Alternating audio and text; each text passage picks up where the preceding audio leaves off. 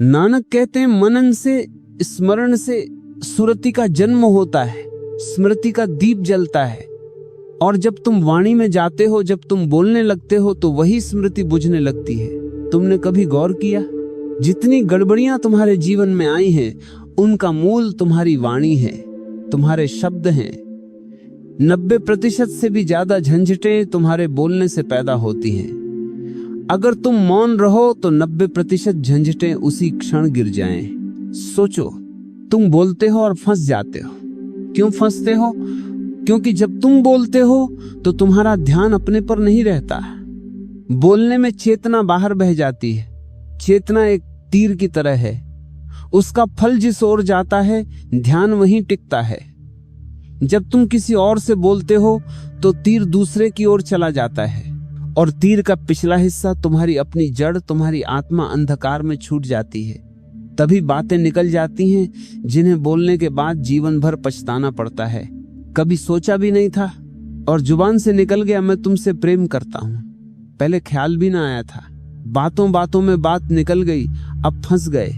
अब उस एक शब्द से 100 नए शब्द निकलेंगे, एक वचन से हजारों उलझने जन्म लेंगी।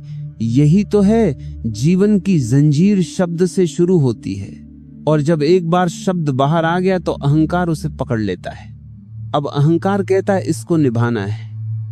भले ही हकीकत बदल गई हो, पर अब शब्द से बंधन हो गया। तुम कहते हो मैं जन्म जन्म प्रेम करूंगा। जरा सोचो, कल का भरोसा नहीं, और तुम अनंत काल की बात कर रहे हो। यह अहंकार का खेल है। सच में अगर होश में हो तो केवल इतना कह सकोगे, इस क्षण प्रेम है और वही सत्य है। कल क्या होगा कौन जानता है, कल की कोई गारंटी नहीं। लेकिन यह सत्य बहुत छोटा लगता है अहंकार को। अहंकार को रस आता है अनंत की झूठी बातें बनाने में। मुल्ला नसीरुद्दीन की पत्नी पूछती है, तुम पहले जैसा प्रेम नहीं करते क्या? इसलिए कि मैं बूढ़ी हो गई हूं, झुर्रियां पड़ गई हैं? और याद दिलाती है कि शादी के समय तुमने धर्मगुरु के सामने कहा था सुख दुख में साथ देंगे। देखो एक वचन कैसे बंधन बन गया। उस क्षण का प्रेम तो सच्चा था, पर अहंकार ने उसे सदा का बना दिया। नानक कहते हैं मनन करो, स्मरण करो, वाणी से जितना बच सको बचो, क्योंकि मौन में तुम अपने पास लौटते हो। मौन में चेतना बाहर नहीं जाती, मौन में तीर अपने मूल पर लौटता है, और जब चेतना अपने मूल पर लौटती है तभी सच्ची सुरति जागती है। नानक कहते हैं मनन से, स्मरण से सुरति का उदय होता है, और जब सुरति का उदय होता है तभी जीवन में पहली बार रोशनी फैलती है। अन्यथा जीवन अंधकार ही अंधकार है।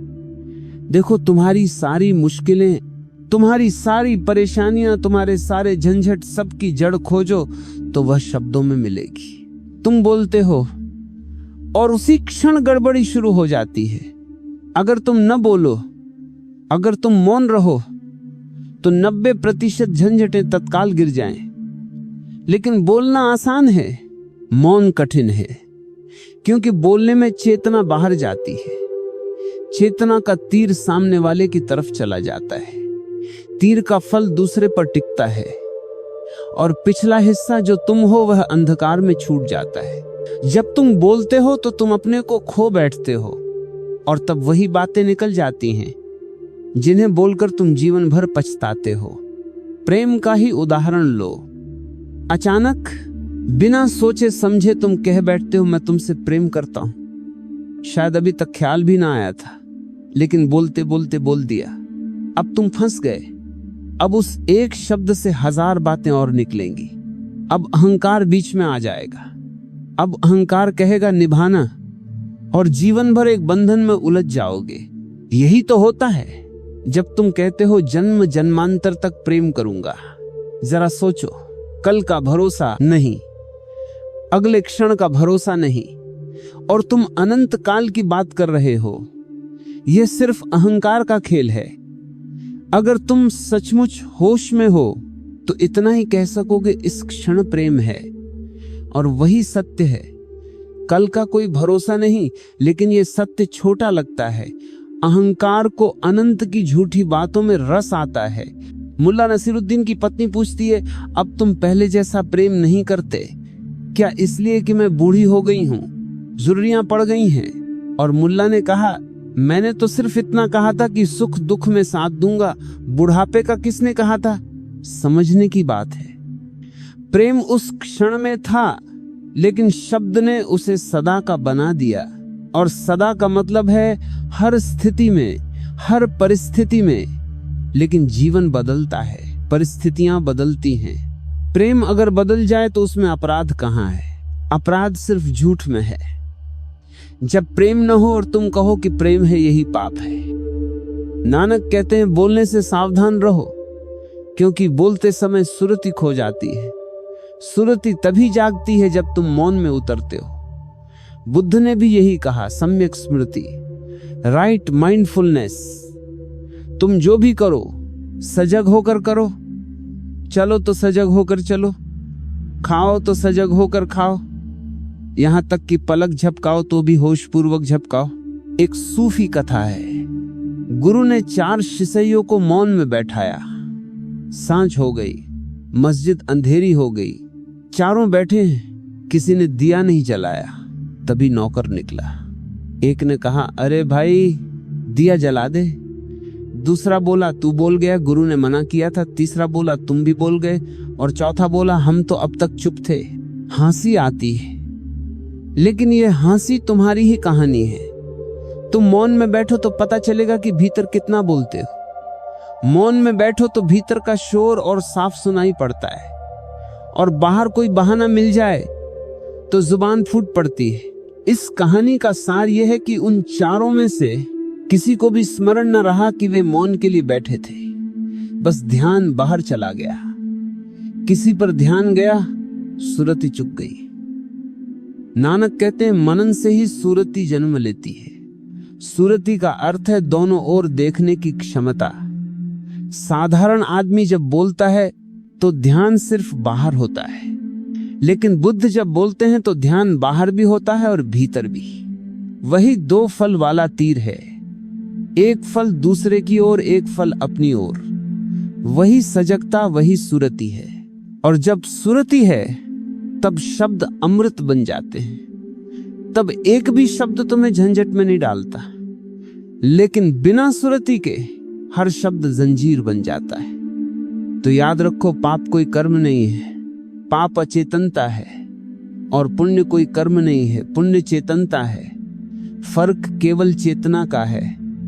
वही काम अगर होश में किया जाए तो पुण्य बन जाता है, और वही काम अगर बेहोशी में किया जाए तो पाप। तुम्हारा जीवन बदल जाएगा अगर तुम इस एक सूत्र को पकड़ लो, होश पूर्वक जीना। जो भी करो स्मरण पूर्वक करो। मौन में रहो या बोलो लेकिन होश पूर्वक। चलो या खाओ लेकिन सजग रहो। और तभी तुम पाओगे कि जीवन का हर क्षण ध्यान है। अपने पास आने की एक ही विधि है, तुम जितना हो सके उतना होश संभालो। परिस्थितियां कैसी भी हों, उतार चढ़ाव जैसे भी हों, एक ही बात याद रखना, सब खो जाने देना, मगर होश मत खोना। घर में आग लग जाए तो भी तुम होश पूर्वक बाहर निकलना, क्योंकि घर फिर बन जाएगा, कपड़े फिर मिल जाएंगे, धन दौलत फिर अर्जित हो जाएगी। लेकिन होश एक बार खो गया तो वही असली हानि है। होश ही तुम्हारा खजाना है। ईश्वर चंद्र विद्यासागर ने अपने संस्मरण में एक अद्भुत घटना लिखी है। वे वायसराय की सभा में बुलाए गए थे। साधारण आदमी थे, पुराने फटे पुराने कपड़े पहनते थे, दोहती कुर्ता। मित्रों ने कहा, ऐसे कपड़ों में वायसराय के सामने जाना ठीक नहीं, नए कपड़े बनवा लो। पहले तो उन्होंने मना किया, लेकिन बाद में सोचने लगे, ठीक कहते हैं, नए कपड़े पहन ही लेता हूं। कपड़े बनवा लिए। इसी बीच एक घटना हुई। शाम को वे लौट रहे थे बाग से। आगे आगे एक मुसलमान सज्जन चूड़ीदार पायजामा शेरवानी हाथ में छड़ी पूरे शान से चल रहे थे। अचानक एक नौकर दौड़ता आया और बोला, मीर साहब आपके घर में आग लग गई। लेकिन वो आदमी वैसे ही चलता रहा जैसे कुछ सुना ही न हो। चाल में, सुर में, छड़ी के हिलाने में जरा भी फर्क न आया। नौकर ने सोचा शायद मालिक ने सुना नहीं। वो फिर चिल्लाया, मकान में आग लगी है। आप समझ ही नहीं क्या? आप इतने निर्विकार क्यों हैं? नौकर तो पसीने पसीने था, उत्तेजित था, कांप रहा था। उसका तो अपना कुछ भी नहीं जल रहा था, पर मालिक स्थिर शांत। मीर साहब ने कहा, सुना मैंने, लेकिन मकान में आग लग जाने से क्या पूरी जिंदगी की चाल बदल दूं? और वे वैसे ही धीरे धीरे अपनी चाल से घर पहुंचे। नौकरों को कहा, बुझाओ। स्वयं बाहर खड़े रहे। कोई हड़बड़ी नहीं, कोई घबराहट नहीं, एक रत्ती भर भी अंतर नहीं। ईश्वर चंद्र विद्यासागर ने लिखा, मैं स्तब्ध रह गया। मेरे हृदय में श्रद्धा उमड़ आई। ऐसा आदमी मैंने पहले कभी न देखा। यह किस बात को संभाले हुए है? वह सिर्फ एक बात संभाल रहा था, होश। जो हो रहा है वो हो रहा है। आग लगी है, बुझाई जाएगी। मकान जलेगा तो फिर बनेगा। लेकिन होश अगर एक क्षण के लिए भी खो गया तो वह क्षति अपूरणीय है। यही सुरति है, यही स्मृति है। नानक कहते हैं सुरति को मत खोना, और बुद्ध कहते हैं स्मृति ही धर्म है। जो कुछ करो सजग रहकर करो। होश में किया गया हर कर्म पुण्य है, और अचेतनता में किया गया हर कर्म पाप। लेकिन देखो तुम कैसी छोटी छोटी बातों में होश खो देते हो। 1 रुपये का नोट गिर गया और तुम पगला जाते हो।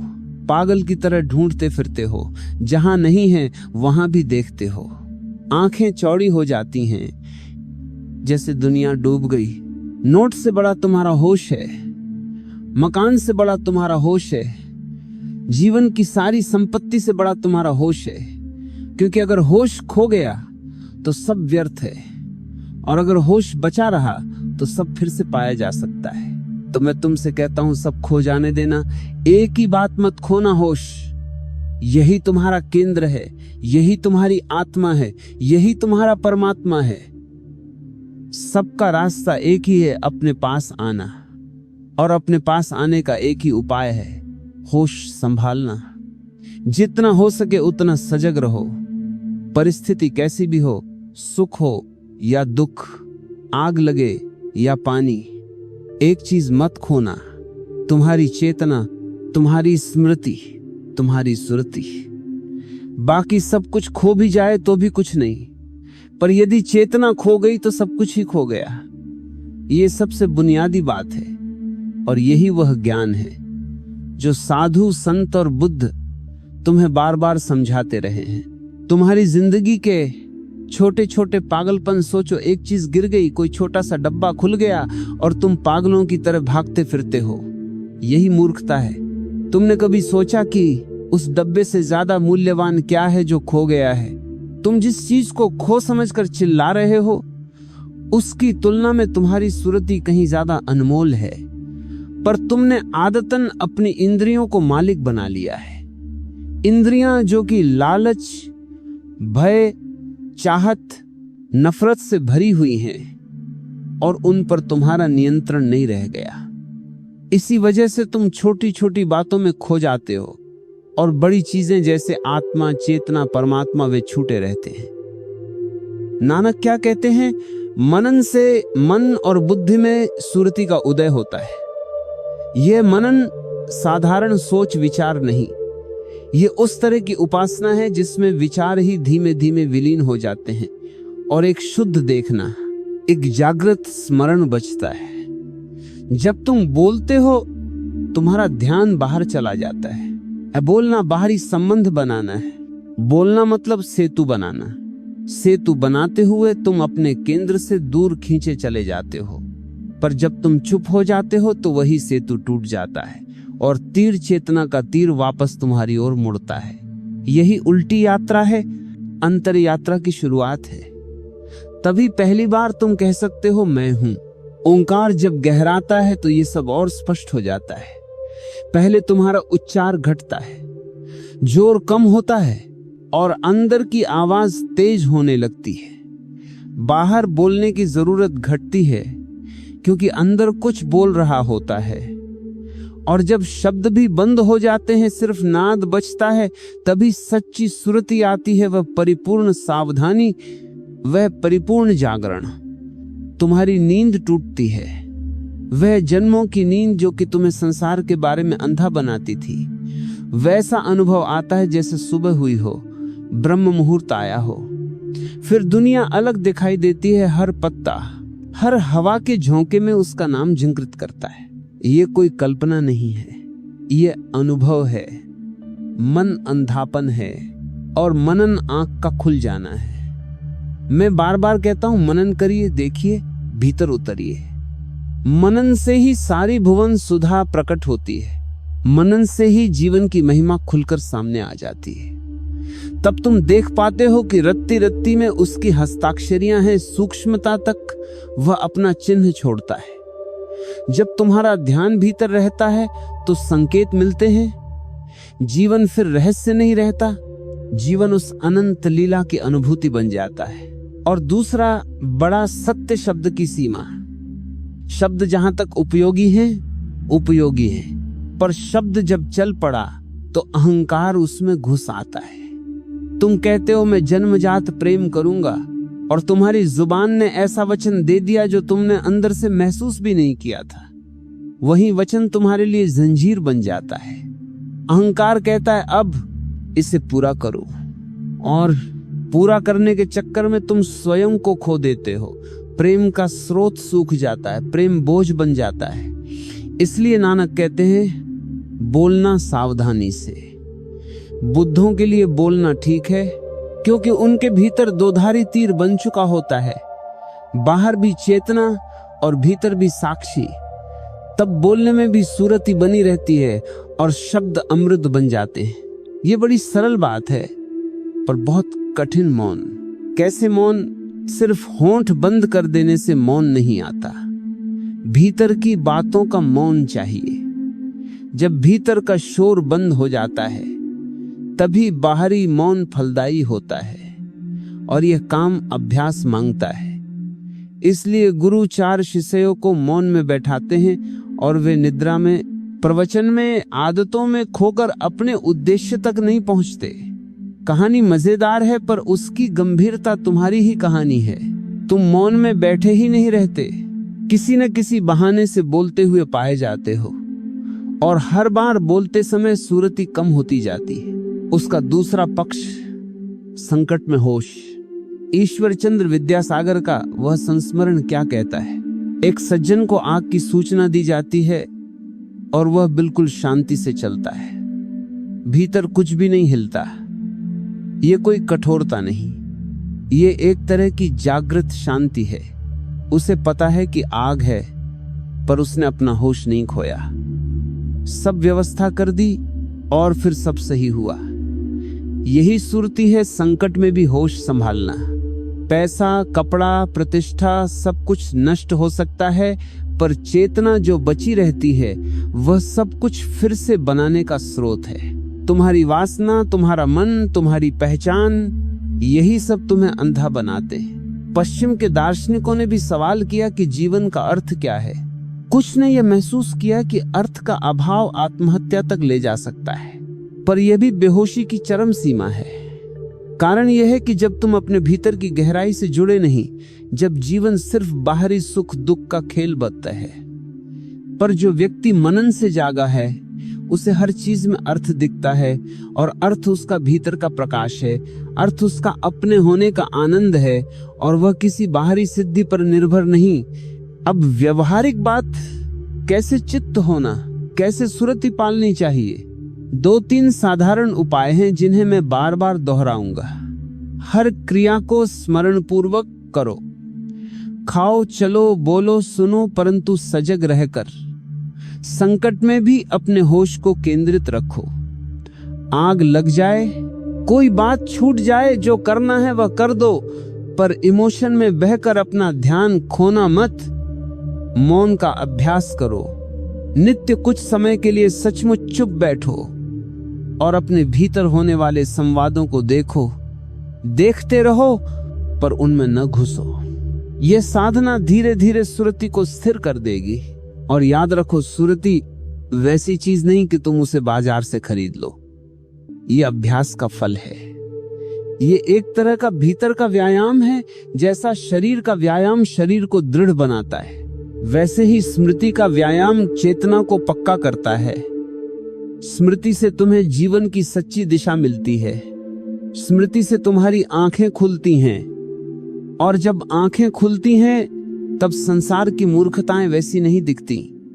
तुम देखते हो कि क्या अनंत है और क्या क्षणिक, क्या लोक होता है और क्या शून्य। तुम्हारी जिंदगी तब बदल जाएगी जब तुम एक अंतराल को पकड़ पाओगे।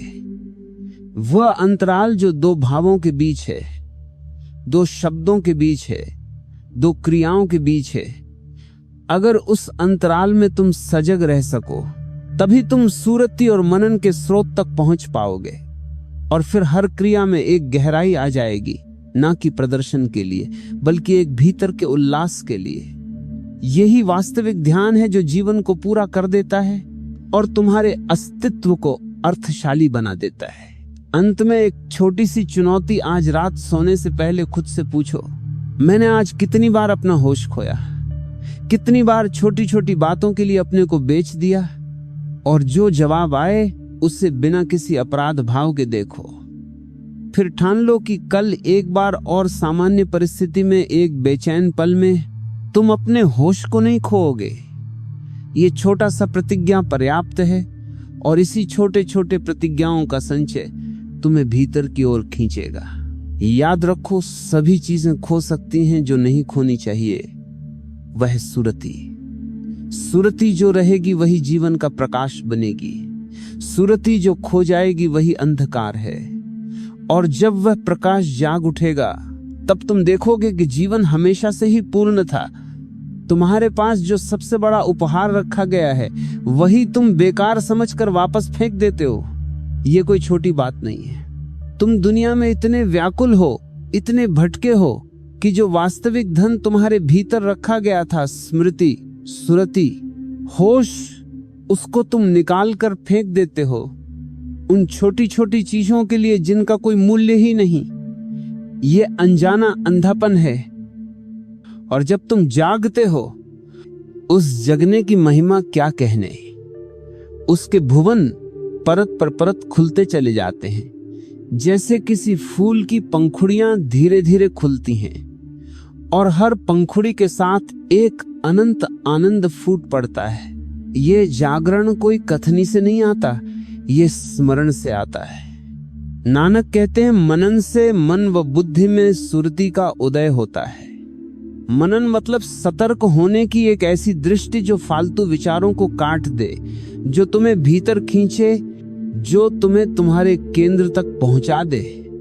जब ओंकार गहरा बैठता है, जब भीतर की ध्वनि इतनी गहरी हो जाती है कि बाहर की बात करने की आवश्यकता कम हो जाती है, तब शब्द चुप होते हैं और तीर यानी चेतना वापस अपने स्रोत की ओर मुड़ जाती है। उल्टी यात्रा आरंभ होती है। तब पहली बार तुम पूरा दिखाई देने लगते हो, मैं हूं का अनुभव आता है। और ये मैं हूं बहुत विशेष है। ये कोई संतोष नहीं, कोई अभिमान नहीं, ये साक्षात्कार है। पहले तुम छाया में खड़े थे, दिया तले अंधेरा था, अब प्रकाश आ जाता है, नींद टूट जाती है। हजारों साल की नींद जैसे टूटकर चुनौती में बदल जाती है। ब्रह्म मुहूर्त की वह ताजगी पहली बार आती है। तुम्हारे भीतर से एक नई सुबह प्रस्फुटित होती है। तब जीवन का अर्थ स्वयं बोल उठता है। कौन समझा सकता है किसी को जो जागा नहीं तुम? कितनी बातें मांग लो, जितना ज्ञान ठोक दो, जब तक शुद्ध नहीं आती कोई बात तुम्हें जचेगी नहीं। समाधि, परमात्मा, ईश्वर शब्दों से क्या होता है?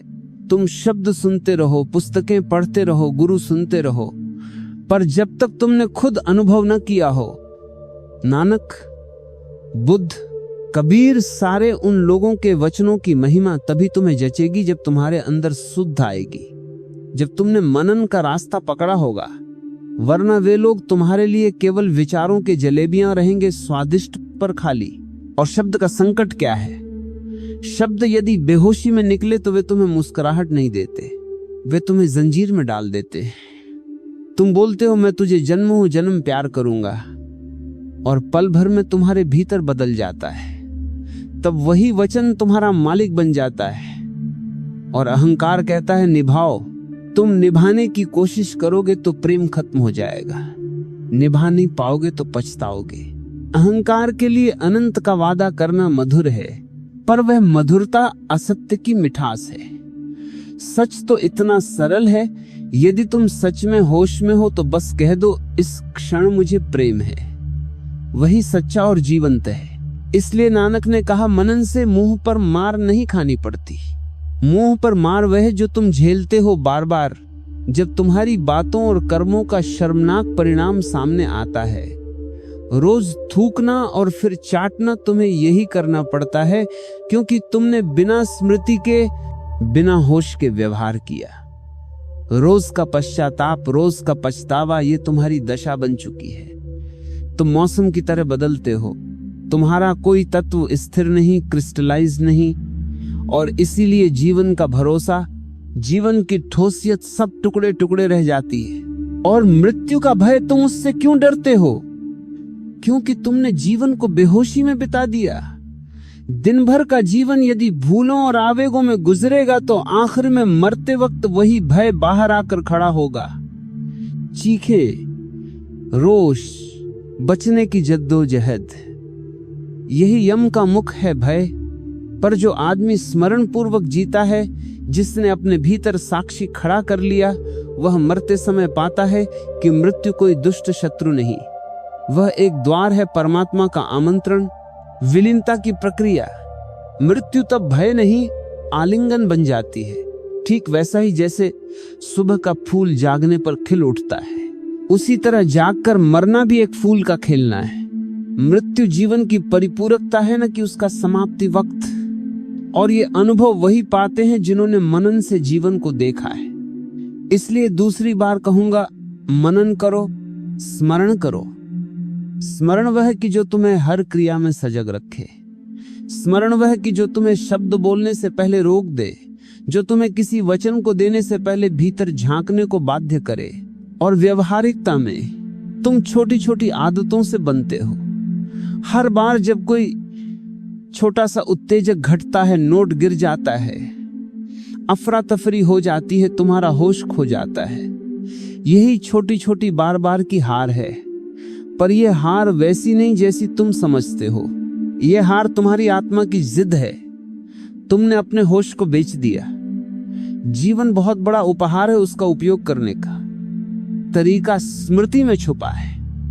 और स्मृति एक ही चीज नहीं है, ये निरंतर सजगता, सतर्कता और भीतर की उस साक्षी की उपस्थिति है। तुम्हें मैं चुनौती दूंगा, भले ही यह गूढ़ लगे, पर एक छोटी सी क्रिया आज से करो।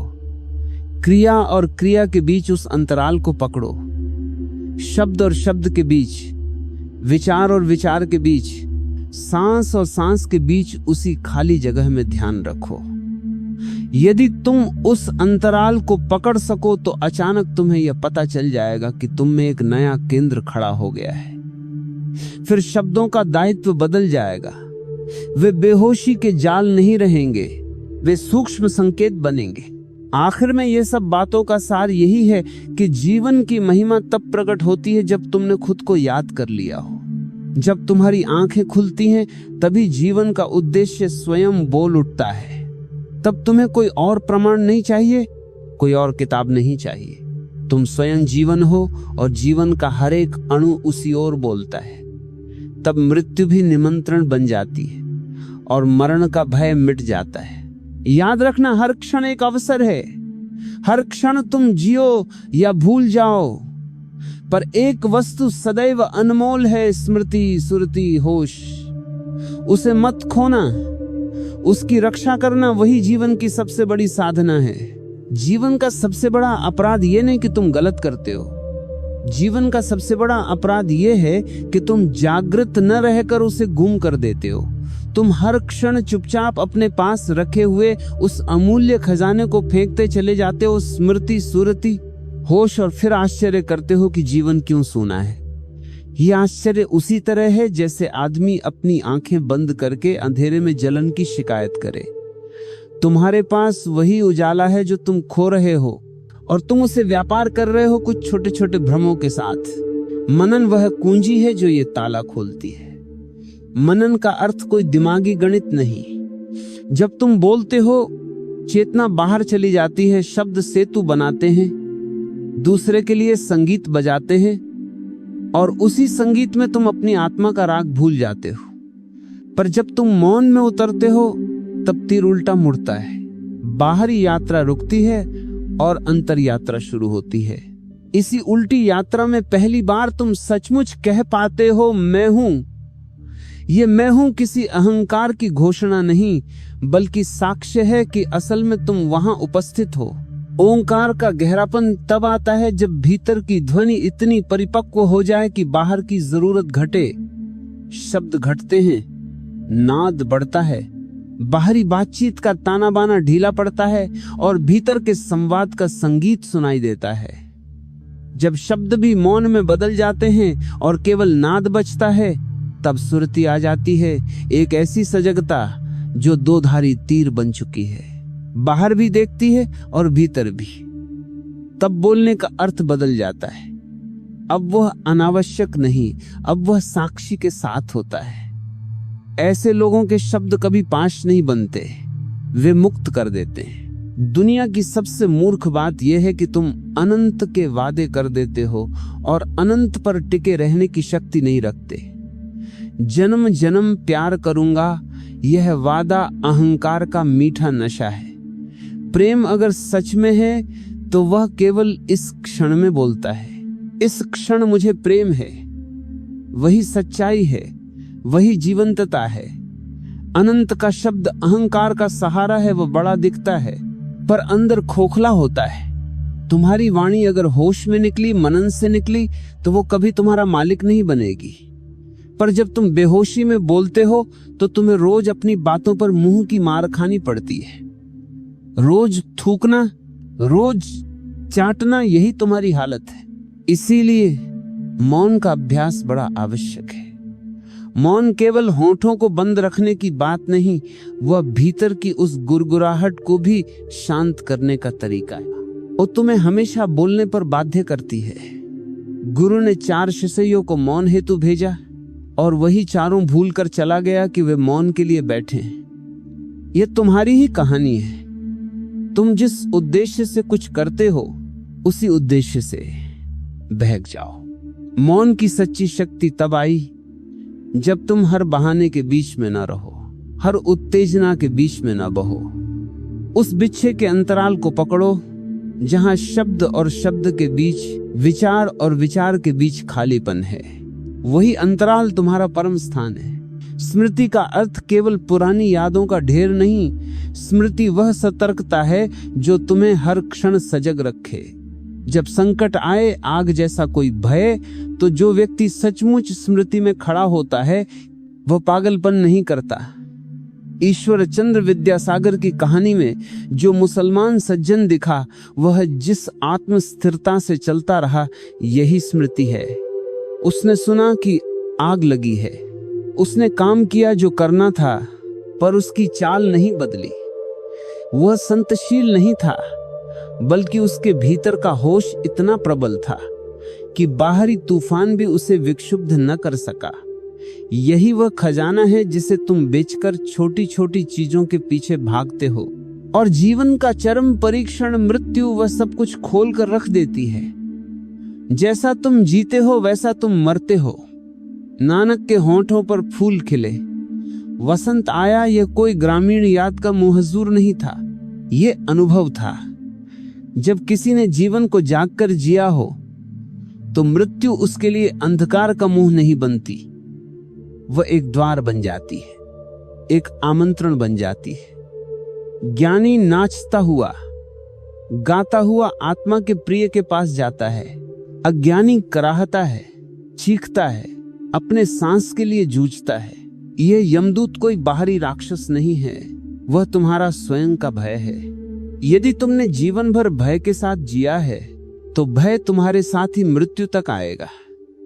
पर स्मरण से जीने वाले को मृत्यु भी प्रकाश का अनुभव देती है। मनन से मरना मतभेद है। मरते समय स्मरण युक्त होना वह संकेत है कि जीवन पूरा हुआ, न कि अधूरा रहा।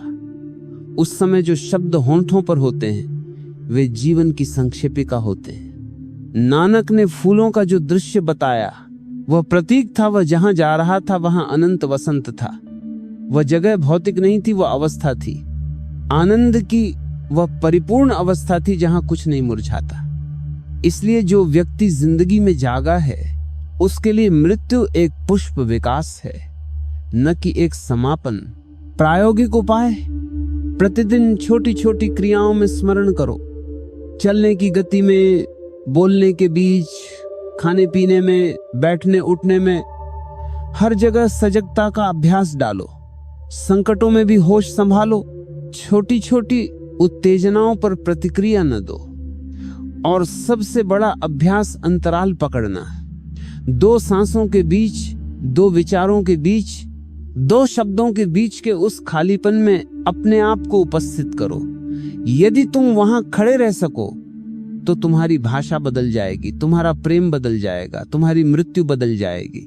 याद रखना, तुम्हारे पास जो वास्तविकता है वो तुम्हारी चेतना है। ये वही चीज है जिसे खोकर तुम सब कुछ खो देते हो। जो व्यक्ति उसे बचाए रखता है वही सारा संसार पा लेता है, न कि किसी बाहरी संपत्ति से बल्कि भीतर की उस अमिट अनुभूति से। और जब वह अनुभूति परिपक्व हो जाएगी तब जीवन के सभी भुवन तुम्हारे लिए खुलेंगे, परत परत, फूल फूल।